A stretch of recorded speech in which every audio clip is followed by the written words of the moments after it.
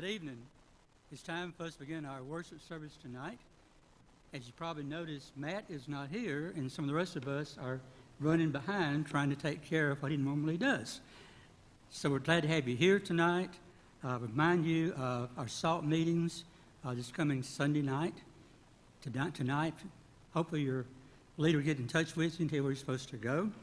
I know some had theirs last Sunday night because Matt was going to be out of town on vacation. Be sure and keep in mind your bulletin those who are sick, those who need prayers. O.L. Wallace did have surgery today, and he has gone home, so he's at home at this time. Hope you're doing well at this time. We have, I think, the youth group is going tonight to a Shows You series. I'm at Farland. They're supposed to be going canoeing on Saturday, so be sure and get with them, with Justin about that. He has some things to tell you and your parents about that. Should be sending you an email about that. At this time, John Paul is going to begin our song service. Marty has our lesson. Then we'll have our classes after that.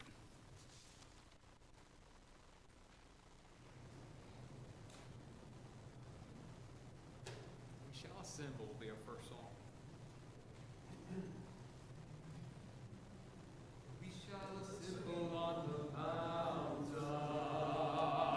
We shall assemble at the throne with humble hearts to His presence. We bring an offering.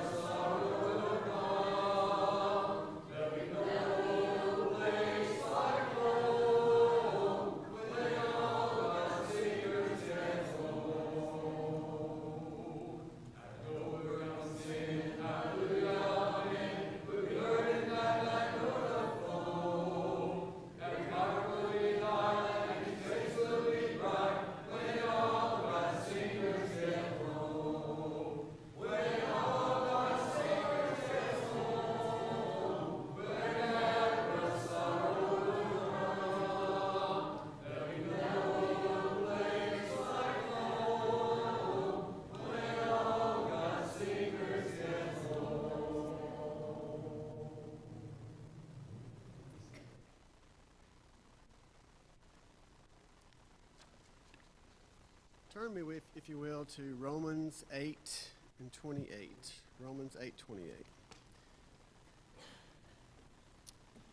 You know, sooner or later in life, everyone comes to the point where life just seems too overwhelming, a lot to deal with.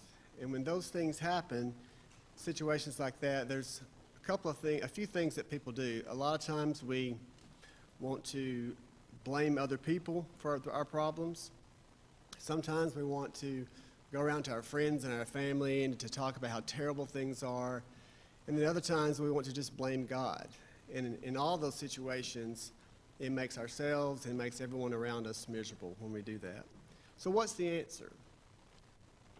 If the answer is simple but very hard to do, and that is, and you won't even try this unless you're extremely desperate, and that answer is acceptance.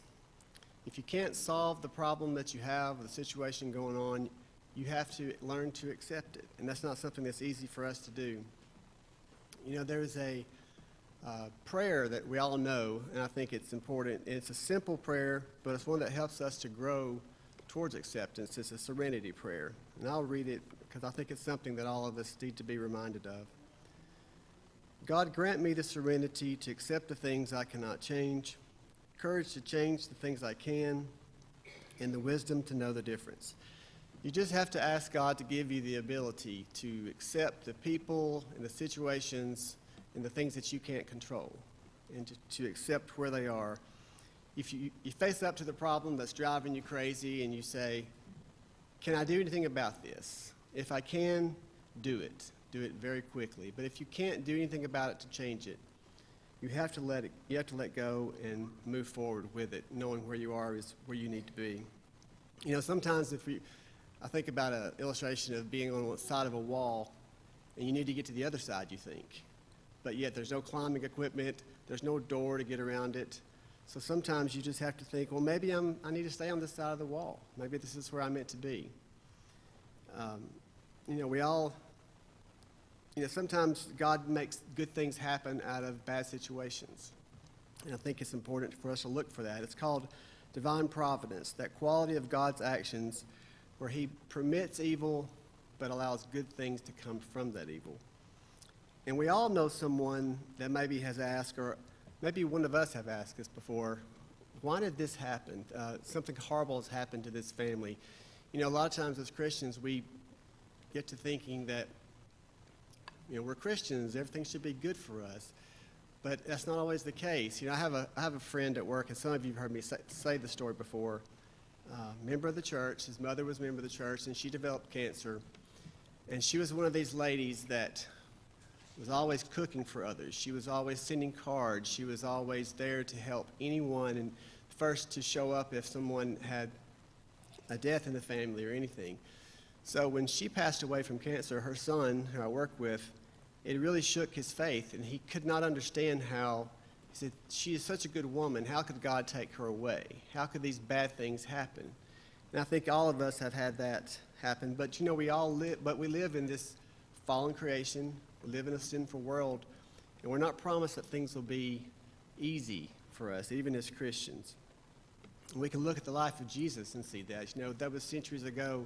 But when he was here, he didn't have an easy life either. And then he was crucified. But something good came from that, of course, is our salvation. So we have to look for the good sometimes. Sometimes it's not easy to see the good. You know, some of you may be sitting there and saying, okay, Marty, I know that, but this situation happened and nothing positive came from it. Well, you know, that may be true, but sometimes it doesn't happen even in your lifetime. I think Matt mentioned on Sunday that people are watching us. And when you go through a bad situation, people are looking to see how you will handle it. You're a Christian, you profess to be a Christian, well, we should have faith. And so I think it's something good for us to remember that something positive could come that we may never even know. Someone may never tell you that your strength that you had during a tough time gave them strength and gave them encouragement. So I think that we need to think about those things some. You know, in Romans 8:28, kind of speaks to this. It says, we know that all things work together for the good of those who love God, those who are called according to his purpose. You know, we focus a lot on that first part of that verse. When you hear that verse, that all good things work together for those who love God. So that goes back to, we think if we pray hard enough that a situation will get better. Well, sometimes the cancer doesn't go away. Sometimes the job doesn't come in time. But we have to look at those last four words, according to his purpose. His will is not always our will. Things are not always going to, we are not promised things will always be easy here. But acceptance has come from accepting his will in our lives. I think about this lady that several years ago, her husband also had cancer. And when he passed away, when she was following the casket as it came into, we had the funeral at their church. And so she was following the casket. And when they opened the doors and she came in, she had a Bible. She was clutching a Bible. She had a smile on her face. And then she was clapping. And I thought, that is the craziest thing I've ever seen. But the more I thought about it, she was proving out what we're talking about tonight. She was accepting God's will to be her will. That's not an easy thing, like I said, but it's at this point, when I started this, saying it's simple, but you won't try it unless you're desperate. So you have to accept, she had to accept God's will in her life, and she knew her husband was in a better place. And so, easy to say, hard to do, but with God, all things are possible. And so we just wanted us to think about that tonight. And so if you're in a place in your life where you're having a difficult time and you need some help praying for you so you can accept the situation that you're in, or if you have any other problems and need us to pray with you, we're here for that. So if you will, stand and we'll sing our song of invitation.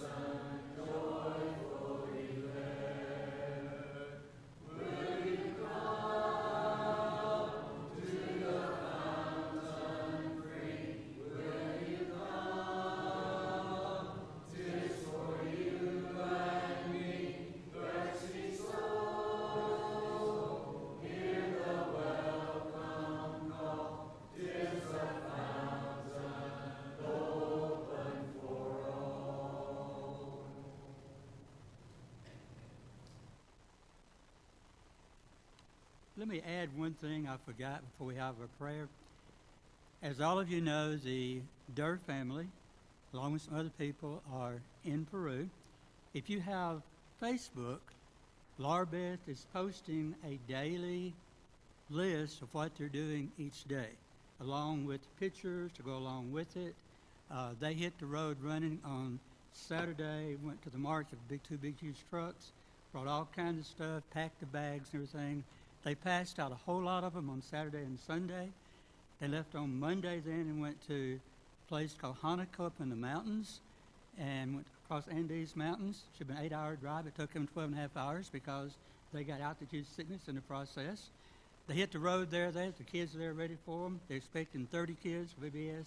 50 showed up. They have all kinds of things to them. There's continued access to that. Still have passing out food and things like that. But if you don't, Matt was going to tie this to our Woodlawn account, but if you look on the Laura Beth Durr on Facebook, it's got a running account with whole lots of pictures and everything of what they're doing. And the congregation here was a big part of that, and they really appreciate the money you gave on the trip, and also to purchase a lot of the food and supplies you're passing out. At this time, we'll have a closing prayer. Our dear God, we thank you for this day. We thank you for the many blessings of it. We thank you, Father, for the love that you have for us. Be with the Durr, Father, and others, that with them keep them safe as they travel. Be with the works taking place in Peru as well as in the Ivory Coast and Switzerland, other places we're involved in. And help us, the congregation, continue to work with these people and share the gospel with them and other things that they need. Is our prayer in Jesus' name. Amen.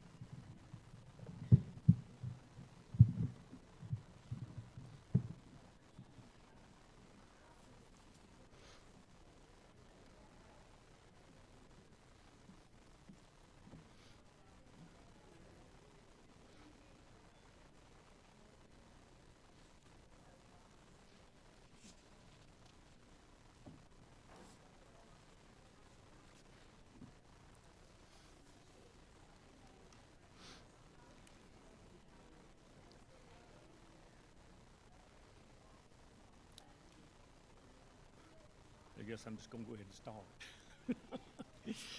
Good evening to everybody. It's good to see you here. It's good to be back for another class. If I have got my notes marked correctly, we're on the questions of the story of Jonah.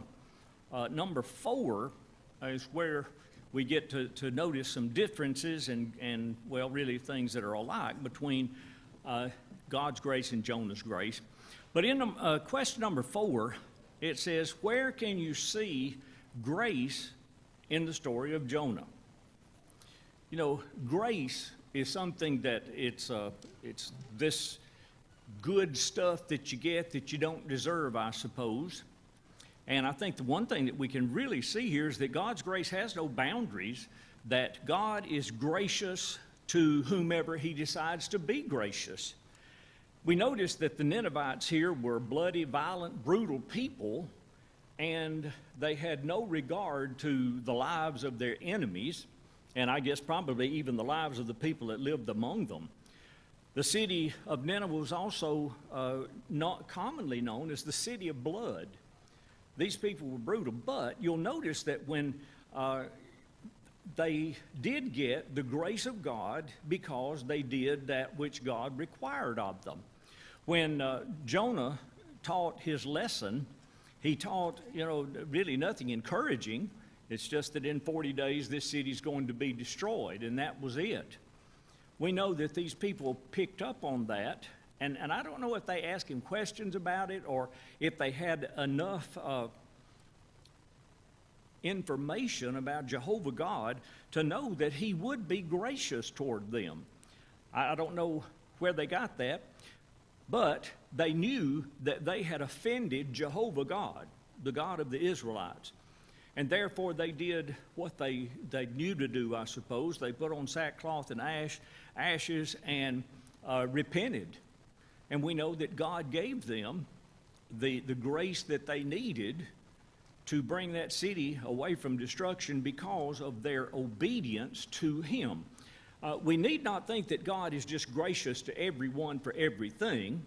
We know that he will be, but we have to kind of do our part, I guess you might say. Then it says God's grace will take us where we are. That is, Jonah provided or proved to be independent or undependable, and he did not actually bring the whole business to these people in Nineveh, but God didn't give up on him. So Jonah, even in his rebellion, first to go away from where God wanted him to go, and then this time to actually go where God wanted him to go, but he didn't do the job that God wanted him to do.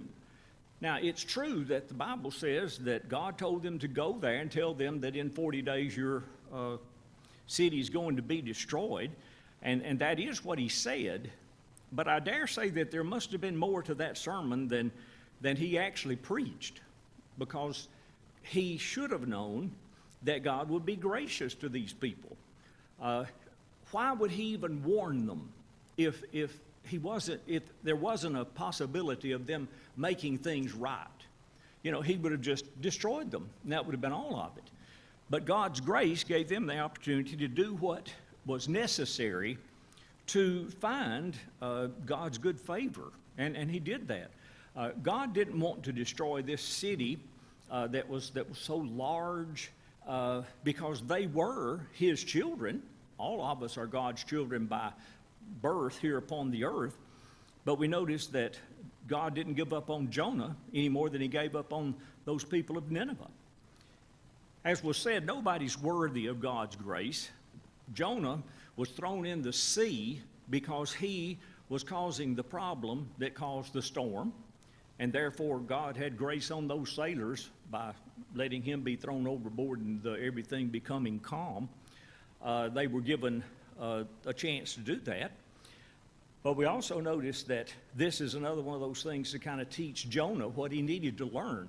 He was swallowed by this fish, and there 3 days and 3 nights in the belly of the fish, I'm sure he did some awfully hard thinking about his life and what was going on.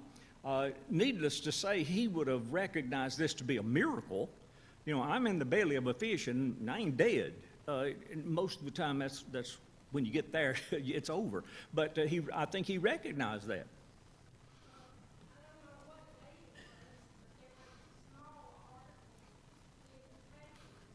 Yeah, I cut it out and put it in my notes.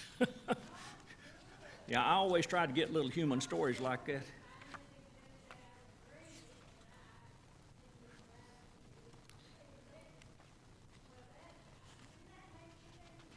Oh, yes, it did immediately. It seems that this is a lobster fisherman. This was in the Florence Times on June the 16th, probably last week sometime. But it said that this lobster fisherman was in the lobster bed, and a humpback whale off the coast of Cape Cod thought he was food, I guess, because he sucked him in. It said, now he had on scuba diving gear, so he wasn't, he could breathe. But it says that he was about 45 feet deep off the waters of Provincetown, and all of a sudden I felt a huge bump and everything went dark. He thought he had been attacked by a shark, common in this area, but then he realized that he could not feel any teeth. He wasn't in any pain. He was just gulped, swallowed. Said, then I realized, oh my God, I'm in a whale's mouth, and he's trying to swallow me. He said, and I thought to myself, okay, this is it. I'm finally going to die. His thoughts went to his wife and children and all these kind of things. He says he estimates that he must have been in that mouth about 30 seconds. It was just a little bitty thing. And he continued to breathe because he had his breathing apparatus with him. He said, but then the whale surfaced, shook his head, and spit him out.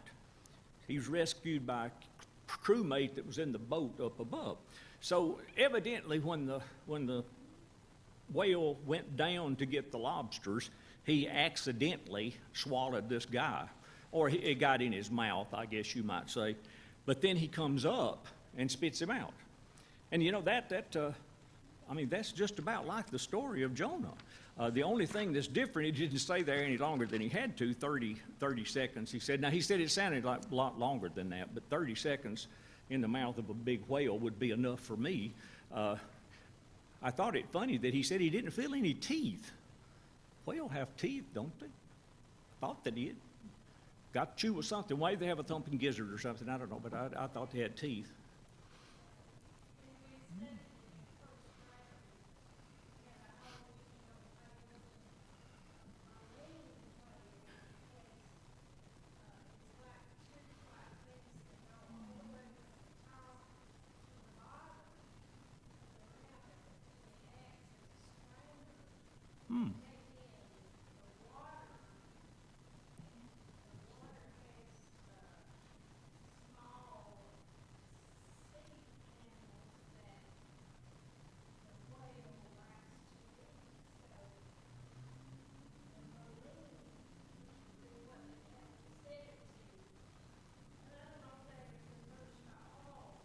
Well, I don't either.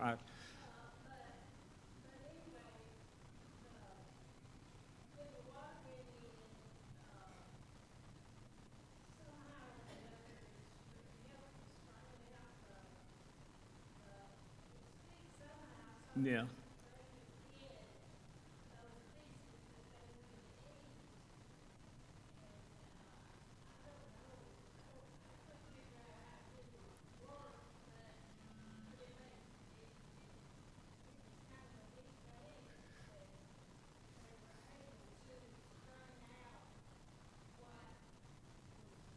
Well, maybe they strained out of the water what they needed, and then they discharged the water somehow. And there's where he got loose, I guess. Well, he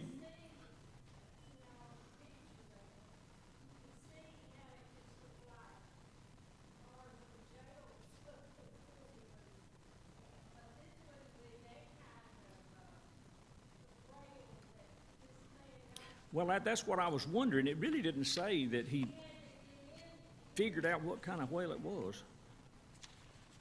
See if I...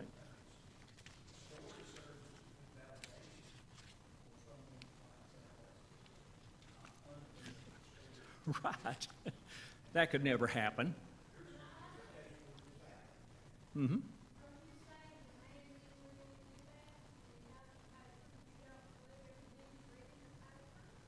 No, he's not saying that.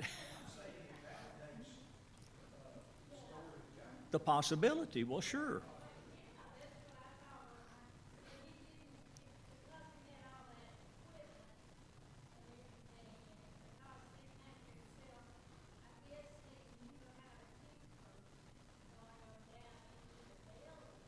Well, this said that it was a humpback whale. Now, again, I don't know one from the other. In other words, he didn't feel his teeth, so he was thinking a shark had got him. He knows that. Yeah, he knew that wasn't going to work because the shark would have bit him in two, I guess. But that's right. I kept that in these notes with Jonah because, you know, that's like you say. Somebody says, "Oh, a fish ain't going to swallow nobody," but then there it is in the paper, and I don't think that this guy would have gotten anything out of it to lie about it, you know.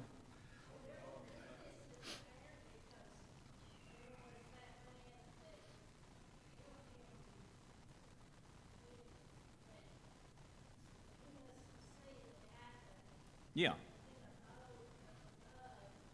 I said he came above the water to spit him out. Mm-hmm.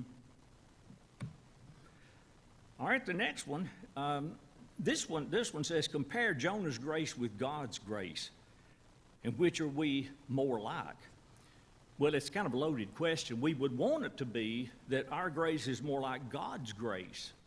But unfortunately, we might be a little bit more like Jonah than we think. You know, his grace extended to a plant, to a vine that he was blessed by, and his grace didn't extend to the people that he needed to be saving.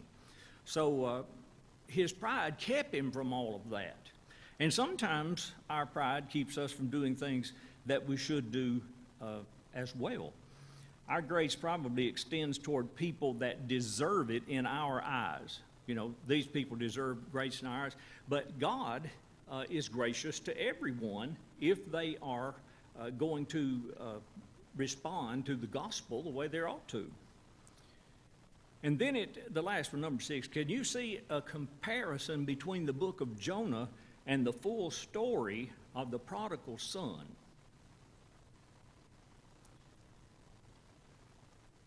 Well, if we think about the son that left, as Jonah left and wound up in a lot of trouble in the fish, this youngest son, yes, he was going away from God. And that's what I think we sometimes forget, that the reason this young man ran away was to get out from under his father's leadership, rule, his father's thumb, if you will. And he didn't want to do that. And, of course, that's what Jonah did. He ran away from God. And while they were both away from God, they discovered that this was not the way to do it. You know, I'm over here eating in the hog trough, and I'm down here in a whale's belly. I always get this cartoon that they show that he's there sitting at a table with a candle in the middle of that fish, you know. And of course, we know that wasn't the way it was. But he had some time to think. And when they thought, they came back to God. And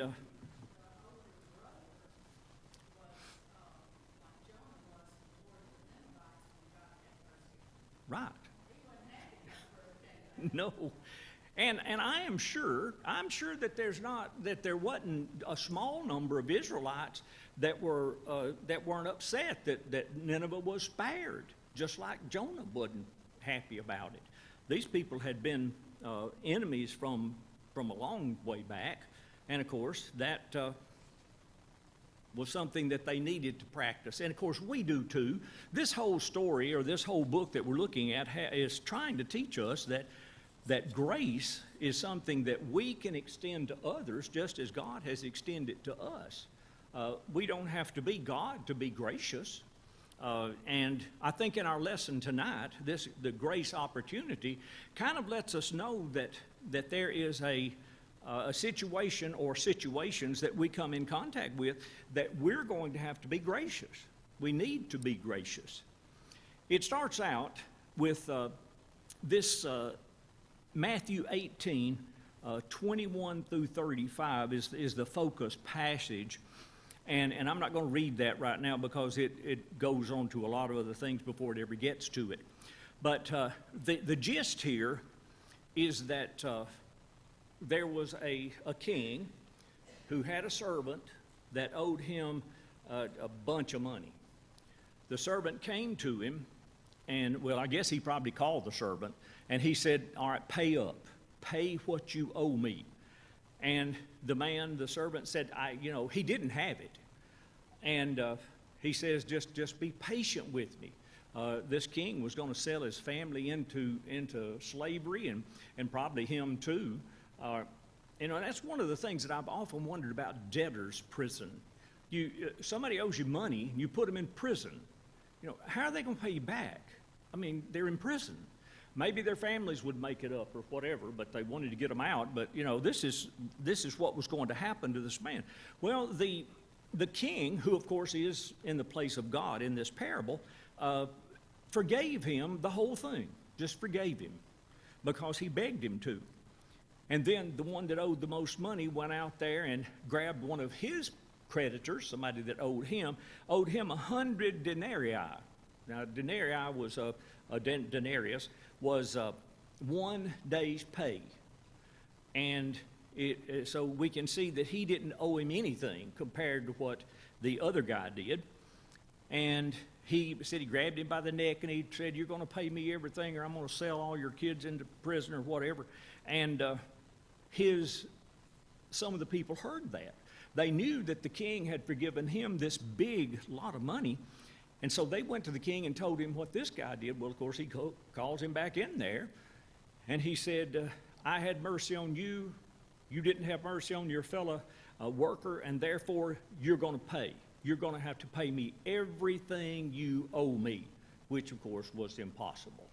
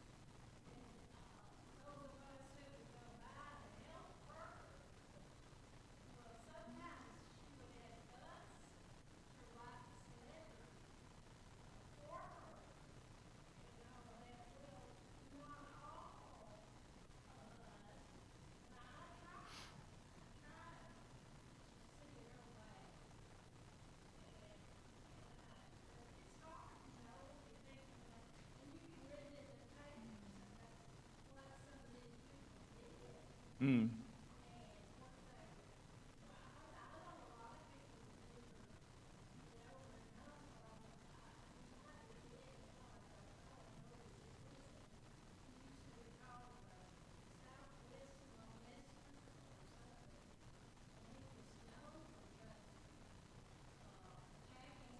Mm-hmm.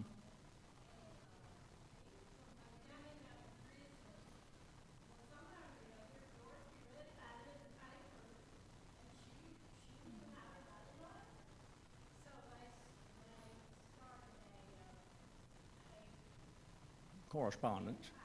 Oh, up in.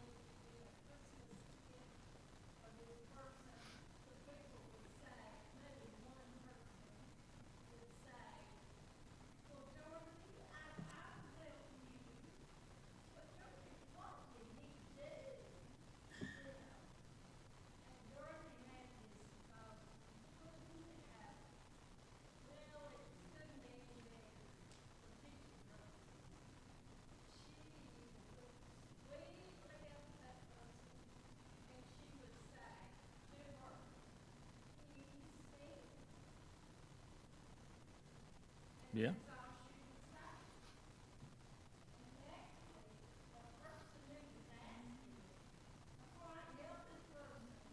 Need to know what he's done. Huh?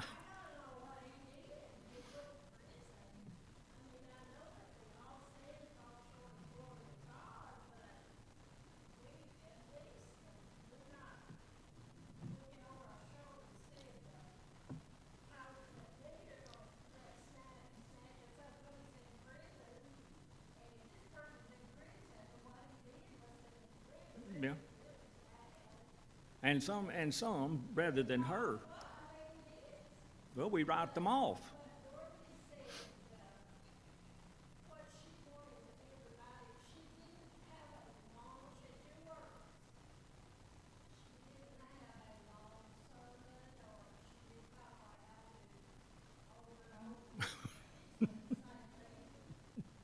Well, that's right. And it's just like us. We sin too.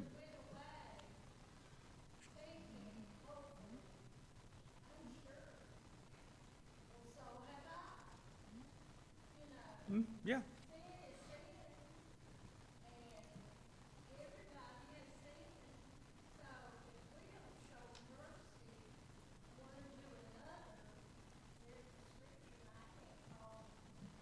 Yeah. Well, see, And meet with them, you don't have to free everybody that's in there. oh no. And even if that person, that this person, even if he were converted in prison, he's going to stay in prison until he is able to get out or paroled or what. I'm not a fan of saying, well, let's just have mercy on people and just, open the doors to the prisons and let them come out.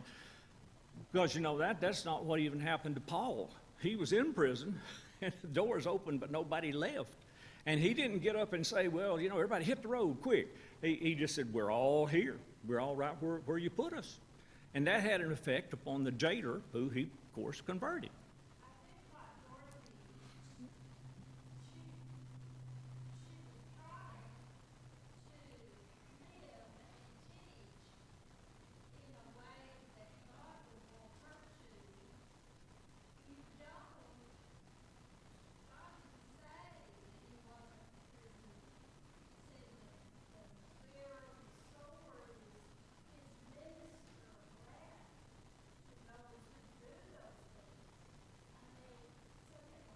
Yeah.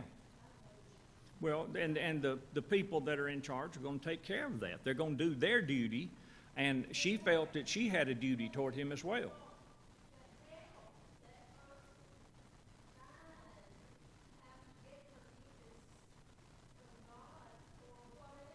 Sure.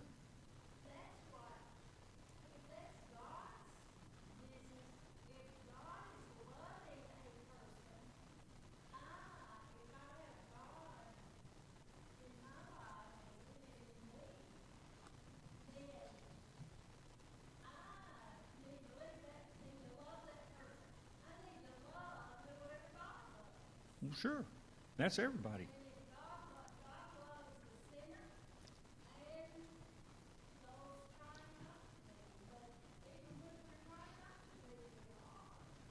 Well, everybody has to do, what they can and what they feel comfortable with, I guess. And it might be that somebody, riding somebody in prison might make them uncomfortable. Well, you got women that date men in prison.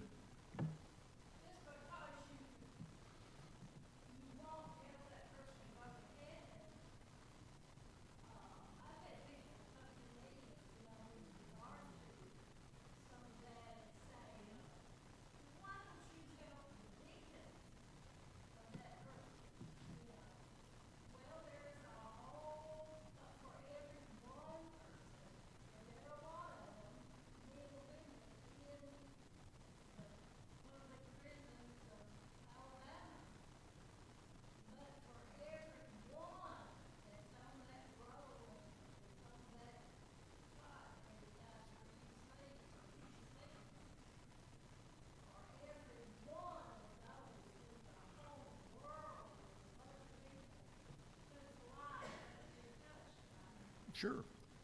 And we don't need to forget those people. But sometimes those people... Right. Well, the thing about it is, most of the time, well, in that particular case, the women couldn't be helped. He killed them. But, we have to have compassion where we can. And if I were to meet with that person who was the victim, and I was writing the guy that was in prison, I would simply say, I don't believe in what he did. What he did was wrong. But I want to give him an opportunity to go to heaven just like I want to give you one. And of course, that I think is what's speaking of it here. This man that owed so much money was given the grace of forgiveness, and then he wouldn't do it himself. So I think that's what it rides upon.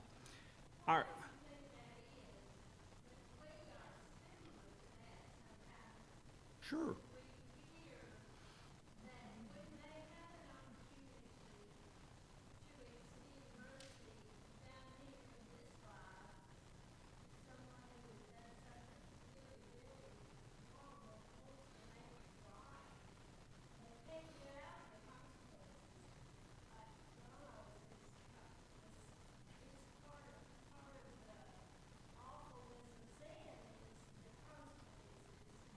And we're going to find that.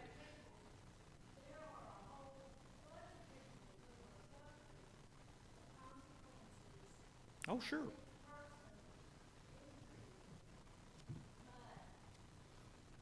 He still has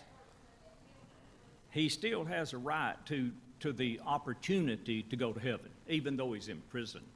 Again, there'd probably be a lot of people that might doubt you on that, and the people that he hurt would probably, I don't know the story, but they might be so hard-hearted as not to forgive. And I mean, I could probably agree with that. He's killed my daughter, and he's in prison. I think that's where he ought to be.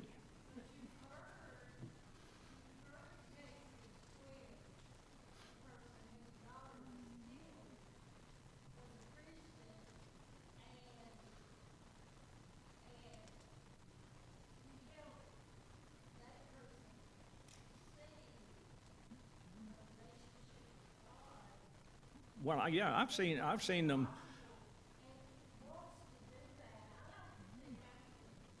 Well, the man that someone was killed lately, and his sister hugged the man that killed him in court, and said, "I forgive you." And there was a lot of people that said, I don't know how she could do that. And of course, if you don't know how she could do that, then you're not a Christian. You're not somebody that has accepted God's grace and wants to give grace to other people. Again, that would be hard to do.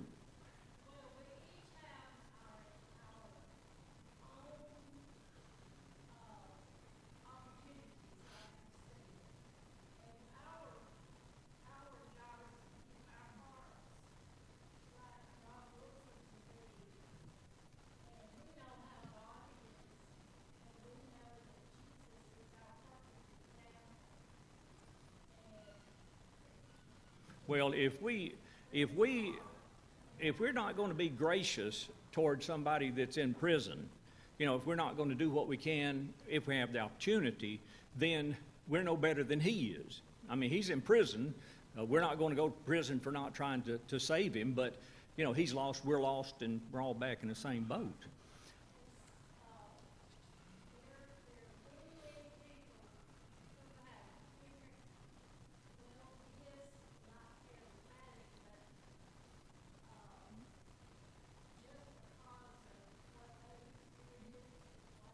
Oh, sure.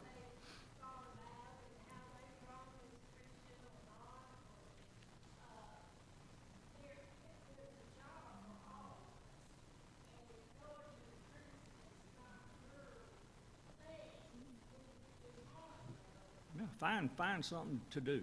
It's like the elders will get up and say, "We need teachers," and that's always an announcement. We need teachers. But my thought is, if you don't want to teach, if you don't feel like you can, then I think you're going to do a harm to the students that are with you. You need to want to do what you're doing, not just, fill a space for the sake of it being not open. But now this Todd Johnson, this one that's written this, he starts that introduction. He says, "I don't care much for ultimatums." He says, "I just don't like to be put in a place where you've got to do this or else." And of course, that's what he says. He says they make him uncomfortable, and I can understand that. But he says Jesus does make an ultimatum with his words in Matthew 6:14 and 15. He says, "For if you forgive others their trespasses, your heavenly Father will also forgive you. But if you do not forgive others their trespasses, neither will your Father forgive your trespasses." Now, that's an ultimatum. Either you forgive these people, or I'm not going to forgive you. Now, we know what we want. We want forgiveness. And, of course, God talks about this. This is an absolute condition. If you want to be forgiven, you got to forgive other people. And there's not anything to get aside, any other way to do that. Because this applies specifically to a brother who is tempted to withhold forgiveness from someone who is penitent. That is, someone comes to you and asks you, would you please forgive me of this? I'm sorry, and then we won't. Okay, if we don't, then God's not going to forgive us. Now, we're going to get into this, and we notice that if you may not have read into this, but it says here that when forgiveness comes in two parts. You get forgiveness from the person you've wronged, and then you get forgiveness from God.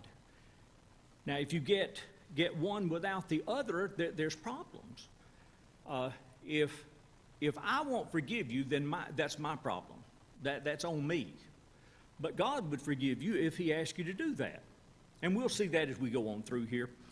He says, of all the extremes in the Bible, this might be the most difficult. Says it isn't difficult because I don't desire to obey Christ. I deeply desire to obey Christ, but the difficulty comes because I know how hard it is to forgive others. It is hard to forgive, especially if they've done something that was really hurtful to you. But as I said, there's two parts to this, and we'll look into that farther next week, Lord willing, and I won't be here next week. We're going on a little vacation to see my daughter in Virginia, and so I won't be here Wednesday evening, so I guess y'all will probably stay in here with Matt. But we'll start there, kind of at the beginning of this particular lesson when we get back. Thank you so much for being here and your comments this evening.